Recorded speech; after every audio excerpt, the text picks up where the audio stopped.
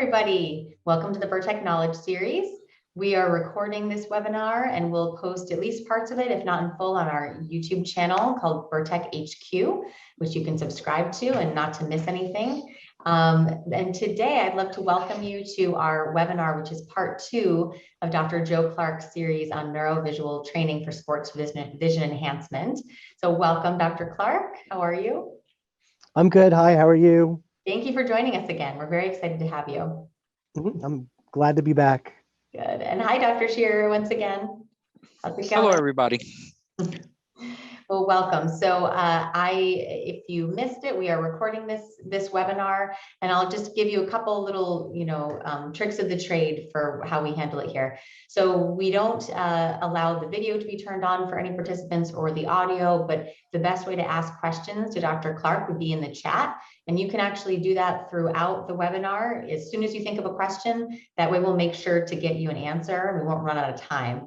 I'm going to play his presentation shortly, but first I'll just introduce you to Dr. Clark in case you missed us last time. So Dr. Joseph Clark has obtained a bachelor's in chemistry from Susquehanna University, as well as a master's and Ph.D. from Michigan State. He has advanced studies in the University of Paris and Oxford University. He's a professor of neurology at the University of Cincinnati. He helps manage the sports concussion program and does research on traumatic brain injury and stroke. Dr. Clark also holds several patents concerning brain biomarkers and neurodiagnostics methods. And then I'll also introduce you. You've probably seen him here before, Dr. Charles Shearer. He's a neuro-optometrist with his own practice in Indiana, specializing in vision therapy, pediatric vision, visually related learning problems, and sports vision enhancement. And he's someone who always has one foot in product development and the other in clinical practice. And he brings all of that clinical experience to the innovation of new and useful products for companies like Vertec. So welcome to both of you. And let's see here. I think that I covered it all. This presentation runs about 34 minutes. So again, if you enter your questions during that presentation, Dr. Clark can answer them even throughout the recording. So I will go ahead and you guys can turn off your videos and audio, and I will get to playing the presentation. All right. Hello, everyone. My name is Joe Clark, Dr. Joseph Clark. This is the second of my neurovisual training series of lectures.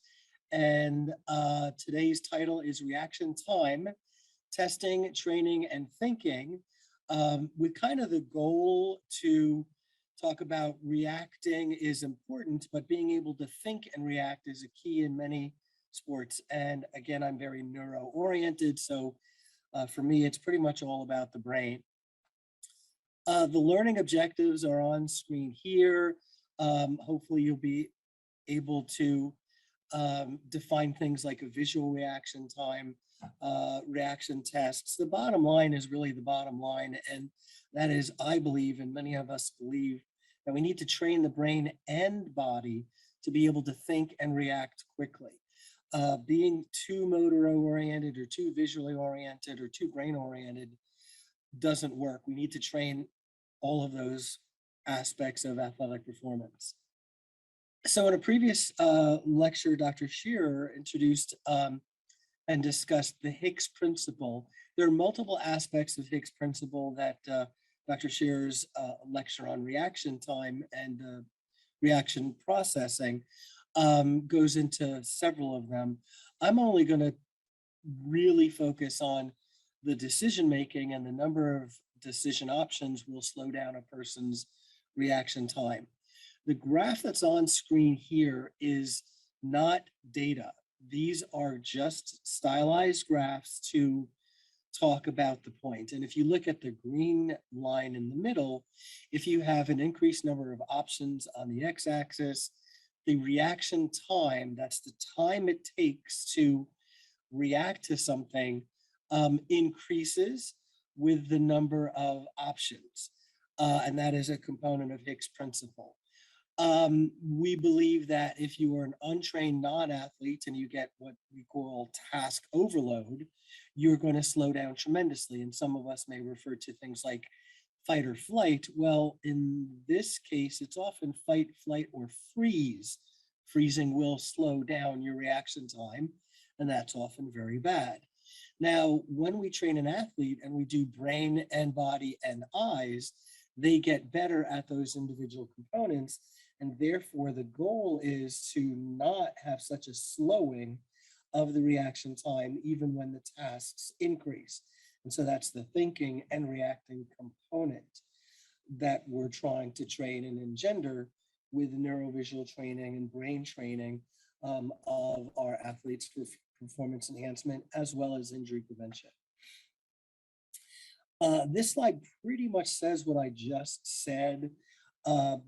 Some important things to take home are that it is imperative to train the eyes, the brain, the body to be able to do the activities. There's a conscious reaction time and a subconscious reaction time, and that would be considered, say, muscle memory or instincts. And you want a person to get to that level where it's muscle memory and instincts even when they're thinking. With some aspects of neurovisual training, if you hear me talk about peripheral vision may actually give a person more options and could slow them down because they have more options and more things to decide on. And so we need to actually do the brain training for speed as well as the vision training for situational awareness. Otherwise, a person could theoretically get task overloaded, visual overloaded, and perform poorly. I will often talk to my athletes after a certain level of vision training and get them back to trusting their instincts. The thinking needs to come kind of second nature. And I've got data on that in the middle of this program. If you look at that last line, assumption, training was sufficient to improve brain muscle memory, speed, and performance. I know there are several people that are not happy with the term muscle memory. I'm actually perfectly comfortable with the term muscle memory. Yes, muscle memory is in the brain. It's mostly in the cerebellum. You need to train the brain. You need to train the cortex. You need to train the hippocampus and the cerebellum to be able to do many athletic endeavors quicker, better, faster, and make good decisions. So this slide, for me, if you don't mind the expression, is fun. This is when we were doing performance enhancement oriented vision training with the University of Cincinnati football team. We use balls, which are represented on the right, ball pit balls, Wacky balls. The one on screen is a Nike Spark. And the different panels are just showing that we're doing different things, whether it's Dynavision or strobe glasses or bouncy balls. The sort of center top picture is a group of athletes who made up their own game using the reaction trainer. And it was a single elimination game. They had a great time playing it. They made up the rules as they went along. And believe me, the person who won that game was very proud and got bragging rights. So reaction time testing. Most of my units are going to be in seconds, and higher number of seconds means a slower reaction time. Lower number of seconds is a faster reaction time. We use the Dynavision light board. There are many ways to do reaction time. In Dr. Shearer's lecture, he even went old school and was demonstrating and talking about the ruler drop, which I actually have used in the past when I don't have a Dynavision handy. Those are all great and they're extremely validated. I like the Dynavision because I have one and it gives me quantitative data. We measure central and peripheral vision. So peripheral vision reaction time and central vision reaction time are related and both trainable. In this slide here, we're demonstrating how part of the reaction test of the Dynavision operates, and that is you push and hold a button. You either look at the button you're going to hit, which is over here on the left, or you look off of that button on the button that you're holding, which is actually 45 degrees outside of your central visual field, and you can get central and peripheral vision reaction times using the Dynavision reaction test. And here is a video of me demonstrating how to do that. So if I'm looking at that button, as I just said there, I watch it until it lights up and I hit it. And this test, we repeat 5 times, left hand and right hand, gives us visual and motor reaction time. The motor is how long it takes me to hit the button. The visual is how long it takes me to move my hand off of the holding button, and we do 5 times each. And same thing, similar thing for peripheral vision. So now I'm looking at this button and I have to see and hit this button in the periphery, keeping my eyes straight ahead. So that's how you would assess central and peripheral reaction time using the Dynavision. And these data have been validated to quite a heavy extent. And this is one of the things that we've seen with our data. So data from the Dynavision using UC football players, and we have lots of data. The average UC football player has a 0.38 to 0.39 second reaction time at their baseline. That's a decent reaction time, what we would expect for an athlete. And then after a series of vision training, we averaged the 3 most recent for when these data were collected, reaction time and compared. And when we do a paired t-test, this is highly statistically significant. And it turns out, notice the y-axis, it's not to 0. It turns out this number to this number is a 16% improvement. So the reaction time improves 16% with vision training from a fairly rapid speed already. So that 16% is significant and probably relevant for the person's craft on the football field. But now let's compare this in another way. So peripheral vision reaction time, seeing and reacting in the periphery. In control subjects, we have a 0.3 second reaction time for only part of the last part of the Dynavision test. So Dynavision has 6 parts. This is assessing only the last 2, so we could compare the numbers. So this number is faster than the previous number, but it's because it's not the whole test, it's only the focused central reaction time. So control subjects have a 0.3 second central with a 16% peripheral vision slowing. These are normal individuals. With our vision trained athletes, they have a 16% faster reaction time, but only a 6% slowing. So not only do they get faster in central, they get disproportionately faster in peripheral. There's more room for improvement, and we see that improvement. So they're able to see and react quickly in their periphery. And with regard to post-concussion people are 20% or more slower from central to central, and 36% slower from peripheral to peripheral. So the concussion people have a substantial slowing of their peripheral vision reaction time. One of the things that we want to conclude from this is that, yes, you can improve central reaction time, that's the central visual field, and there's a lot more room for improvement with peripheral vision reaction time, which we believe makes the person safer and better on the field. The example that I use frequently with athletes is, with football players, is a defensive back who, a wide receiver who is about to catch a pass, and he is looking at the ball coming at him using his central visual fields, but in his periphery, he sees something. The faster he can react to that something, the better, and react and process. So in other words, if he sees a red blur coming at him and his jersey is green, then he needs to avoid the red blur. And if he can do that quickly, he may actually avoid an injury. Now, sequential processing, remember I said, for me, it's all about the brain. The concept of sequential processing is very straightforward. My personal opinion, it's somewhat underappreciated, because with many athletes, we give them lots of things to do. If you see this, do this. If you see this, do this. If you see this, don't do this. That's thinking when they're seeing. And coaches use that type of expression all the time. So the concept there is sequential processing.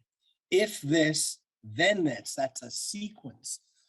And I use the example here of a football linebacker who may have primary responsibility of watching the quarterback's eyes and a secondary responsibility based on the play, maybe watching for receivers coming into his zone. That's a decision tree that involves sequential processing and reacting to the sequence. And this is something that we try to train with our athletes as well. Reaction time is great, but reaction sequence speed is also extremely important. And what happens is, we know this, neurology, we know this. If you do a reaction test, a first task, like the reaction test, and the person is getting that, 0.30 reaction time. If you give them a task to do after the first task is actually going to slow down. It is absolutely going to slow down until they get proficient at sequential processing and not slowing down the sequence. And I think this video shows this. Give me 1 second. So watch the guy on the right. His task is to hit the button that lights up. Hang on. Ready. He missed. Did you see that? And he's done this reaction test numerous times. And all that was happening is he knew she was going to throw a ball in his general direction. He had to hit the button and then turn and catch. Task 1, task 2. And knowing that task 2 was coming made him actually miss the button. So he not only slowed down, but his performance on that first task, in effect, failed. No disrespect to him. I can show you the rest of the video, and he did wonderfully. But that's the task. React, primary task, secondary task. And then he's doing this fine. That is the concept of sequential processing. In other words, when we engage the brain, even if it's not during the task, it impacts the primary task. The secondary task, the sequential task, impacts the primary task. So the way we do this is we establish a reaction time for the first task. Then we have a second task added to it. I just showed you one. There's lots of other tasks that we can do. Typically, people slow down about 20% from their typical performance when adding a secondary task. That's a lot. Remember, with our athletes, we actually only improve them by 16%. So when they have a secondary task in sequential processing, they get back not to their original, but worse than their untrained reaction test. That's not a great thing. Thinking about the second task slows the first task. No matter how much you've trained that first task, the second I add a secondary task to you, you are going to slow down until you've trained your brain and body to not slow down and be able to do sequences of thinking, reacting.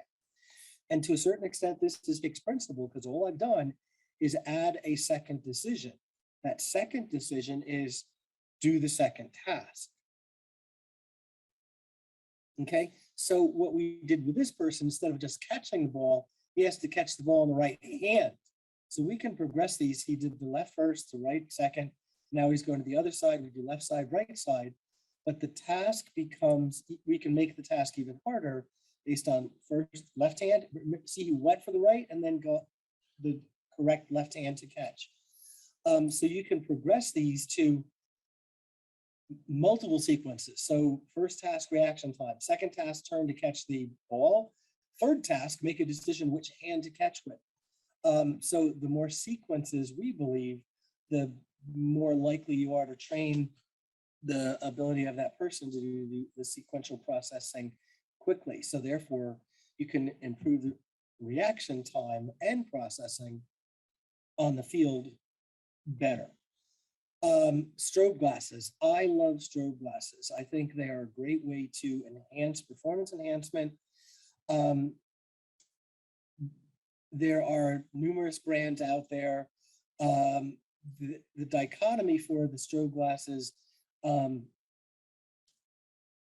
is that they have two effects.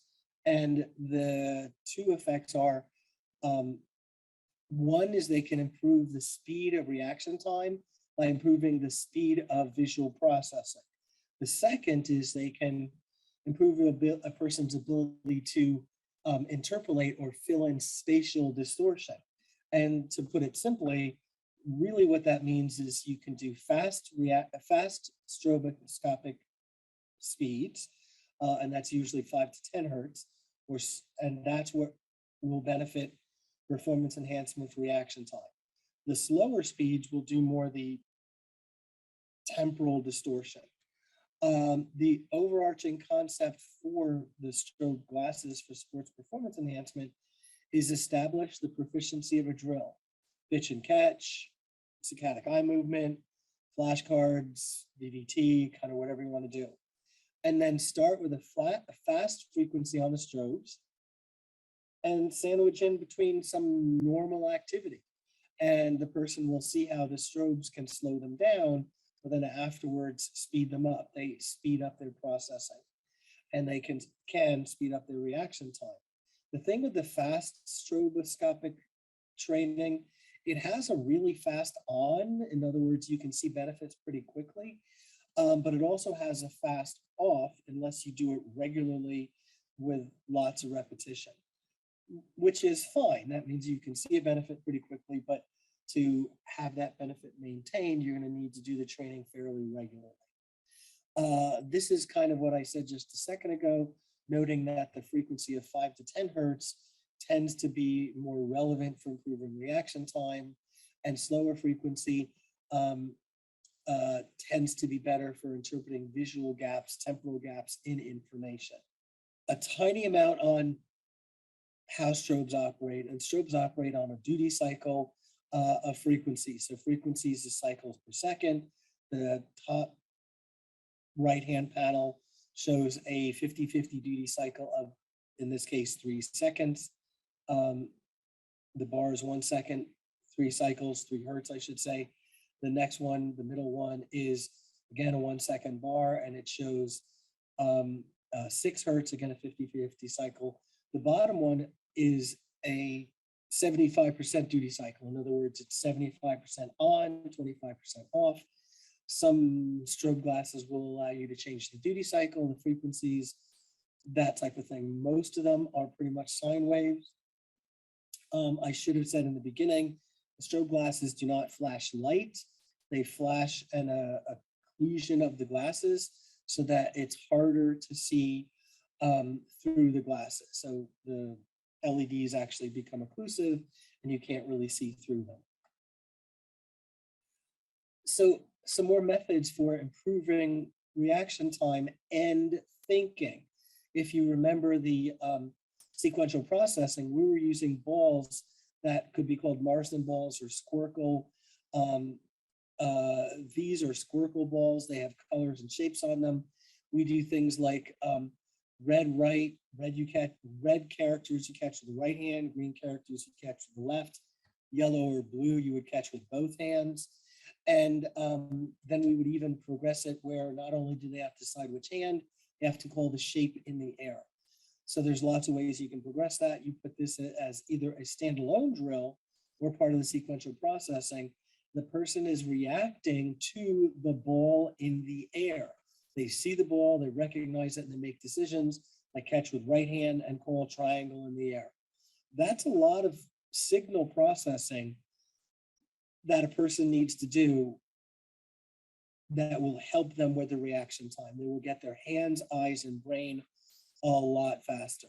Again, the other balls up here, like the Wacky ball reaction trainer, these are all great things for a person to react to. One of the things I do with the asymmetric balls of the reaction trainer is I will tell a person, I'm going to bounce this in front of you. Don't move until the bounce. Don't try to anticipate. So they have to react to the ball as it bounces. And again, that teaches them reaction time, but it also teaches them discipline. So impulse control. They don't overreact or over anticipate.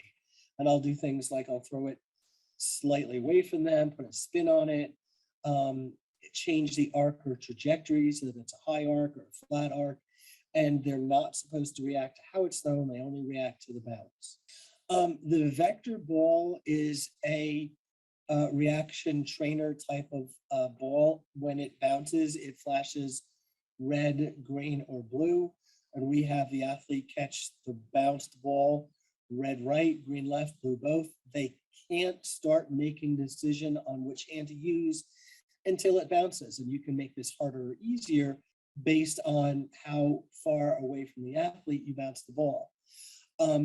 Unfortunately, I was trying to get some replacement vector balls, and I communicated with the owner, and he said that, you know, supply chain issues, they're not available for sale anywhere that I can find. The manufacturer doesn't have any, and he assures me they're just stuck on a ship somewhere off the coast of California. He doesn't know when they'll be here. He's stuck just like everybody else. Anyway, they're another version of thinking and reacting, which hopefully you're getting, that's my theme, thinking and reacting, thinking and reacting. And let's see if the vector ball video works. Yes, so he's wearing strobes and bouncing the ball. It flashed red there, he caught it in his right hand, threw it back and bounced blue. Flash red, caught it with the left hand, flash green, left hand, green again, left hand. So this guy was being nice because it's bouncing here. When you start bouncing it here, you can make it harder and harder, but they have to react faster and faster. And like I said before, the strobes are helping with this whole brain training of speed of reaction time and speed of processing.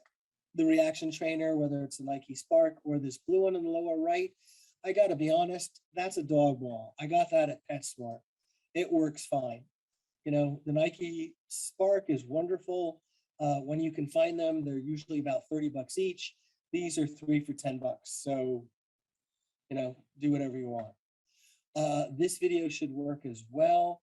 And we've got Bradley out here who's going to do the red, right, green, left. I'm not going to use the audio because it slows things down and gets things distorted, but he's going to catch according to the ball that's thrown at him. And that's the reaction trainer. Sorry, wacky ball, my bad. And he missed. Let me play that again because this is the reaction trainer. So he stays home and waits for the catch. And then he reacted afterwards and the wall messed him up. This is often a pitch and catch, but it's also often a pitch and chase because people are going to miss, but that's fine. That's their incentive to not miss. This is a box of what we call Marsden balls or Squarkle balls. For us, a box of balls is a unit of training. Okay, go do a box of balls. And they would catch based on color, call out shapes, stay disciplined, and react after the bounce. Box of balls is a unit. It's great. And most athletes like this. It's just playing catch. All right, this is the one with the version of the Marsden ball where he has to call red, he's catching with right hand, and he should be calling out triangle for the shape of the ball. Oops. Yep, and they're going pretty quickly where he's got to make a decision. That one he wasn't sure, and she's pitching kind of right away after he makes the catch. I've done this with athletes where the ball is in the air when they're making the catch. So you can do this, accelerate it to improve speed of processing, add a little bit of extrinsic stress. I've had coaches do this with soccer, where the coaches will be, passing a ball to a player and they won't know until he kicks it what color it is, and then it could be red kick with right leg, green kick with left leg, blue would be trap or something like that.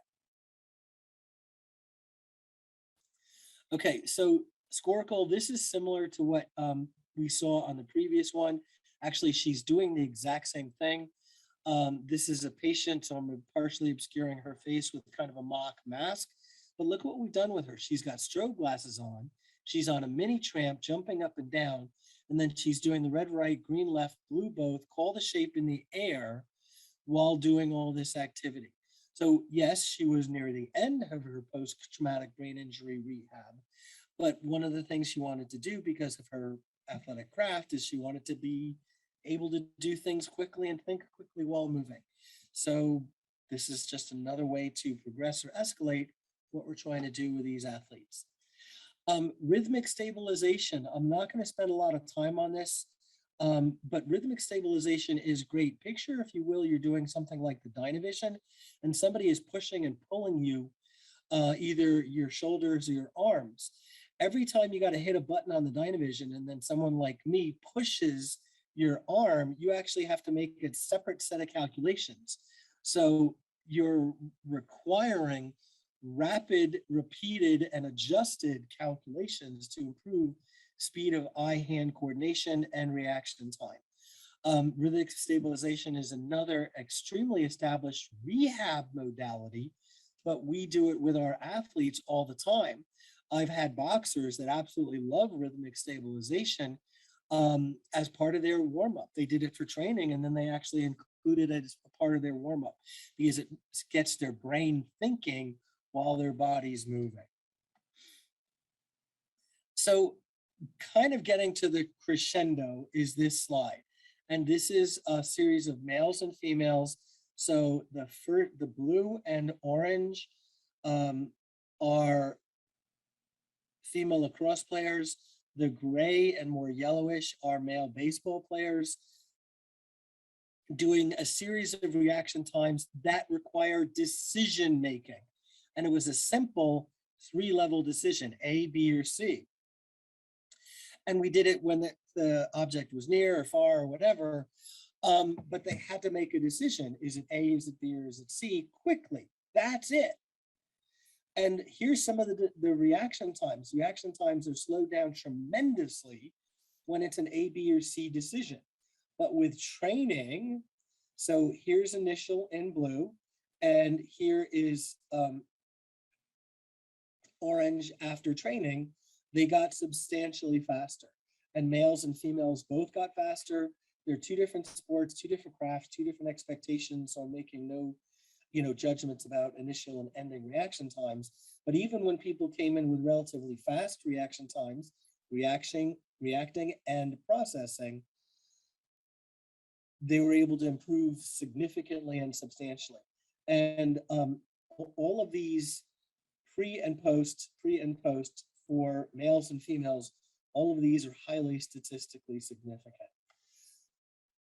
But pre-existing reaction time ability, like we talked about with the Dynavision, did not correlate to reaction time when thinking. All the more reason, this is like my mic drop slide, if you don't mind that expression, all the more reason to make sure you do brain training when doing reaction time vision training. Does some of this translate to the field? We think yes. So this is a study that we did several years ago, kind of accidentally, with the University of Cincinnati football team. So in 2016 and 2017, interestingly, UC had the exact same record, 4 and 8. Okay, we did not do very well.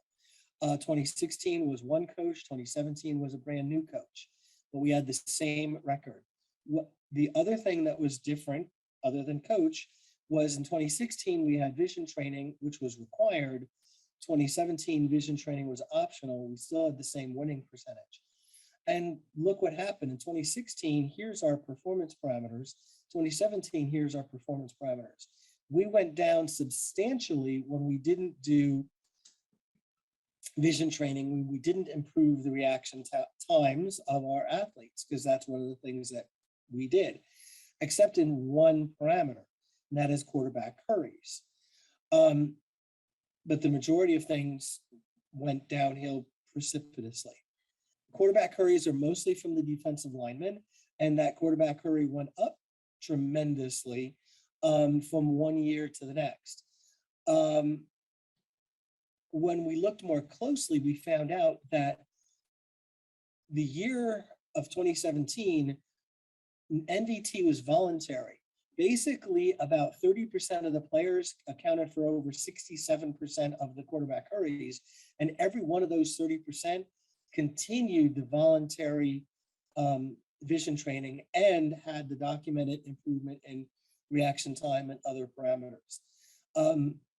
So we use these data as data to suggest the vision training, the reaction training, the cognitive training can be associated with, I don't want to say cause and effect, improved performance on the field. We call the reaction test improvement a proximal benefit, and then game improvement a distal benefit. And we do think that this is somewhat of a evidence of a distal benefit. Not proof, but we're getting there. And finally, similar type of thing, where we went to defensive backs, another part of the defensive field, and the year we did not do vision training, our performance parameters went down quite a bit. To give coach credit, the year after that, he reinstated the vision training. We're back to doing this normally to this day, and our performance parameters improved tremendously at University of Cincinnati. And if you didn't know, UC right now is ranked #2 in the nation as far as football rankings. So in conclusion, winding down here, I really recommend not underappreciating the significance of reaction times for sports and performance enhancement.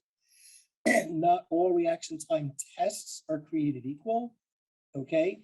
And please, please, please include brain processing, brain training as part of your neurovisual training, performance enhancement, reaction training paradigm. Welcome back. Thank you so much, Dr. Clark, for building off of your first presentation on peripheral vision, and now with this one. So at this point, we'll go into the Q&A. I'll kick it over to you, Dr. Shearer, and you can start with our pre-submitted questions. And everyone, please enter any questions you have in the chat, and we can address those as well. Thanks, Joe.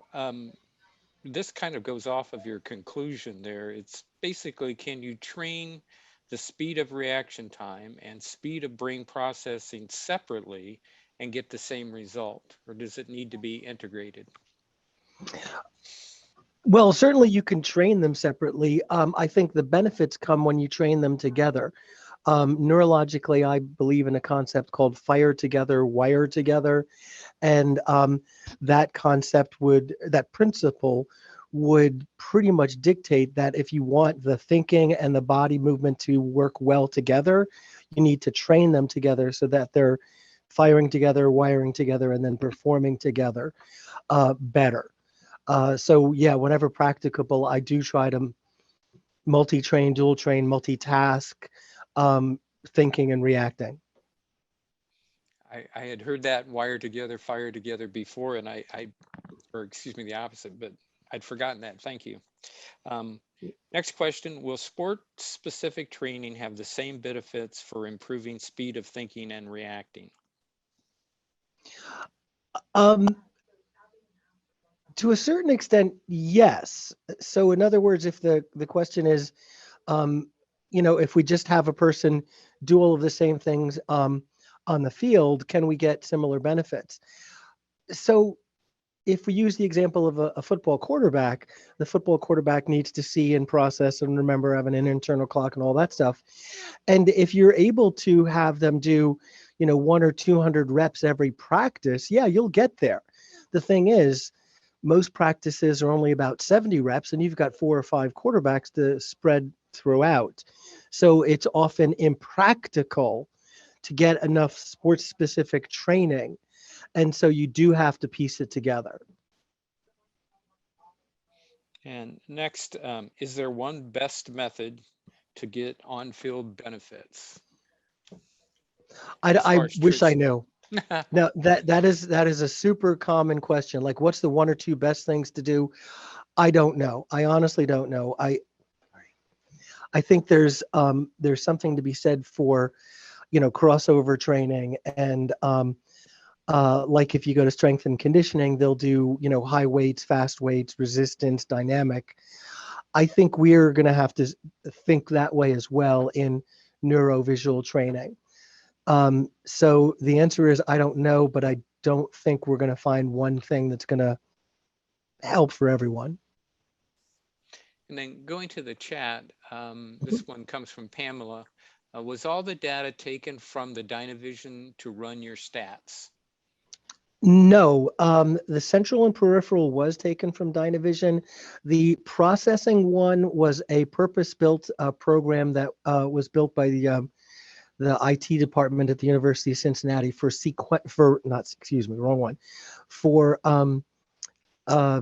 speed of accommodation and processing.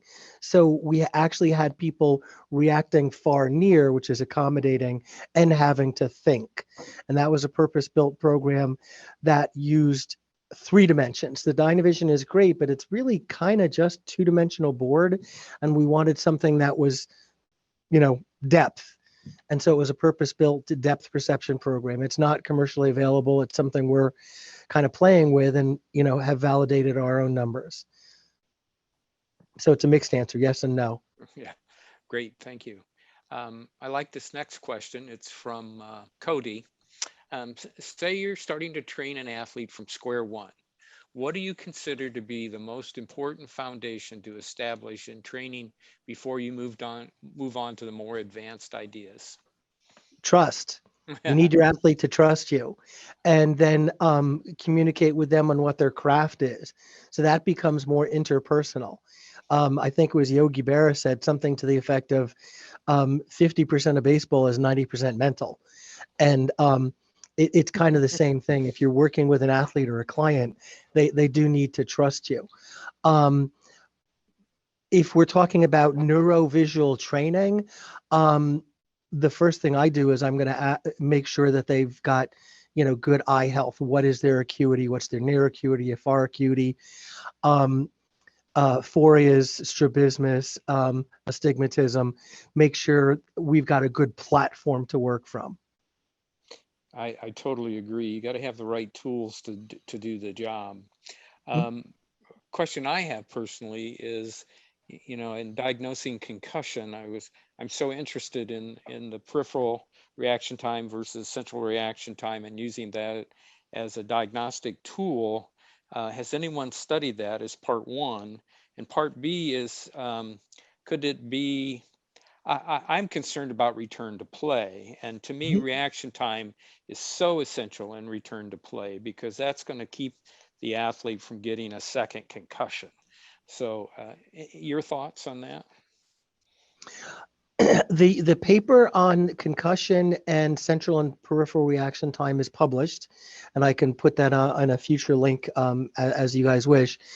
And we are continuing to study it. So we've published the when a person is in the acute and subacute phase when they're symptomatic, that slowing exists, and it has a fairly high sensitivity and specificity.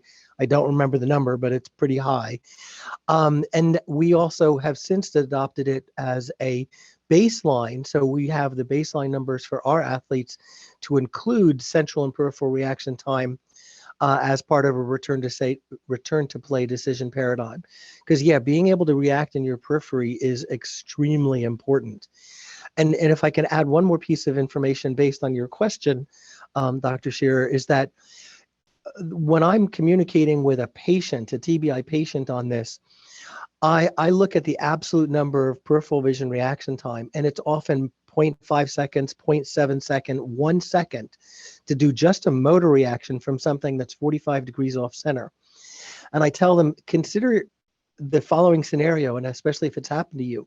You're in a car, probably not driving, and a car is going from right to left, and you're looking straight ahead. Your peripheral vision sees it and recognizes it and sends that information to your brain, and then it gets to your central visual field. Those two images, perceived images of a car here and here, can arrive almost at the same time. And that can be very confusing for the brain and for the person. And that's where people have this like temporal distortion. They feel, out of sorts, behind themselves. They can't quite catch up because the information is arriving in an atypical order. That's amazing. I use the same example, except I use a kid darting out between two parked cars. You know, Right. these patients want to get back driving again before they're ready, Mhm. and they won't do it to protect themselves. But when you say, "Oh, what if a kid jumped out?" You know, you would Mhm. your reaction so slow you wouldn't be able to miss it. So Mhm. that's helpful. So I don't see any other questions at the moment. A lot of thank yous, and Welcome. I will add mine to that. Mhm. Any final thoughts or comments that you'd like to make, or um, Well, yeah, and that is, it's actually very easy to implement. The hardest thing for implementing something like neurovisual training for performance enhancement, where you get the brain engaged, it is really very simple. It does take a little bit of imagination. I mean, the things like the BVI and the Dynavision and the synaptic sensory station, they have off the shelf things, but the simple pitch and catch, the things that I presented here, those are great ways to start getting people to think and react. And that's not hard. yeah, exactly.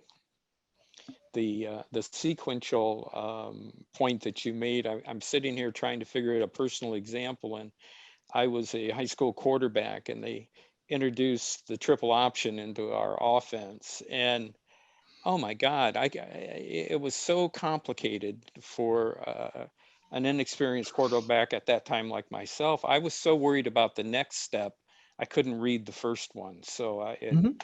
I was an utter failure at that to start with. So, Mhm. all right, I see Alyssa back on, so I'll turn it back over to her. It Thanks looks again, like, everybody, for attending, and we'll see you at the next seminar. yeah, I'm glad I learned something I didn't know about you, Charlie. I've known you for a long time. You're a high school quarterback. Nice. You learn something new every day. Well, thank you, Dr. Clark. That was excellent. Once again, we look Thank forward to you. having you for part 3, which I'll tell you all about in just a second. But thank you for returning and building off of what you presented last time. We really appreciate your time and effort here. So Thank I'll just you. let you all know about the next couple of webinars coming up here, and then we'll sign off. So on November 17th, we usually do 2 weeks between, but we're doing this next week. We have a webinar on Wednesday from 3 to 4 p.m. Eastern time. So in this webinar, we'll start our 3-part series with Dr. James Onati. He's Associate Professor at the Ohio State University, and he's hosting a series for rehab specialists on human movement biomechanics. And he's basing it on each of Newton's laws of motion, starting with the law of inertia next Wednesday. So this will help ground rehabilitation specialists in an understanding of the basics of human biomechanics. So it'll be very interesting. Then we're very lucky to be getting Dr. Joe Clark back for his 3rd part and final part in this series on neurovisual training for sports vision enhancement. And this last part will focus on depth perception training for athletes. So Joe, do you want to give a little, little preview verbally of what you're going to present there? Sure. Yeah. So, depth perception or distance in for humans is often attributed to binocularity, and that is stereopsis. And it's actually a lot more than that, because humans can perceive depth in multiple different ways. And I'm actually going to bring up a little bit of all of that. But from a teaser perspective, one of them, we have no idea how to test or train in humans. So we do the best we can. So it's like the wild, wild west with regard to depth perception for sports and performance enhancement, because there's a lot we don't know. Amazing. Well, we're excited to hear from you about that. Thank you once again, and thank you all for your questions, and please join us next time.